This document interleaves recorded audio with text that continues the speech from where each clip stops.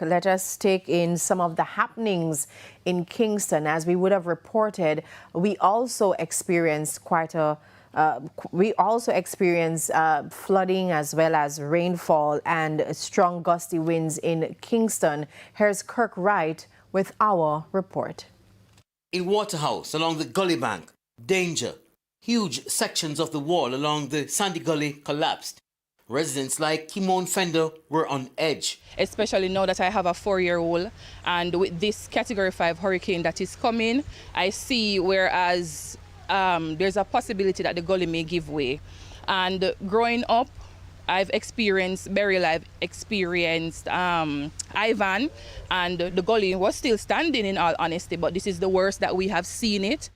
Ms. Fender says she did not choose to live there. In all honesty, it's my mom's home, and then I came here when I was about 6 years old, and you know what it is that your mom and your father provide. We just decided that, okay, then we're just going to build on top of it and see how best we can make things happen for us. Community activist Chris Constantine says the situation has existed for approximately 5 years and that their Member of Parliament, Anthony Hilton, has been trying to get the authorities to fix it. He inspected the thing, he engaged the National Water Commission and NWA. NWA at the time, I guess they said they couldn't do anything because they didn't have any funds. National Water Commission, they came out and they repaired the sewer line because it was broken and the stench was really high. Let me ask you, what do you think prevented it from being repaired? I don't know, it seemed like there was some kind of delay within the agencies, and there was an issue that I can remember with NWA that they said they didn't have any funds that were allocated to fix the gully at the time, yeah?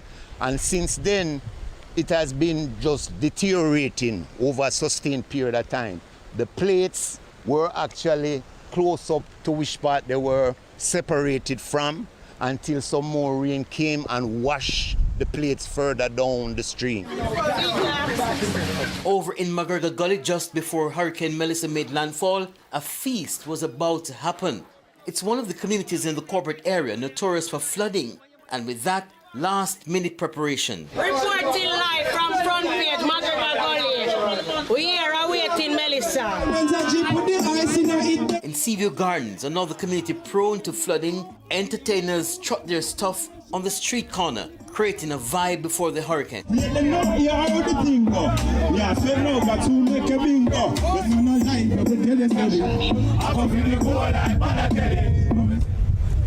A resident showed us a drain in phase 1 that often floods and says some of the flooding is caused by humans. The reason for the people and some part of here what we call it soakaway land, they dump it up.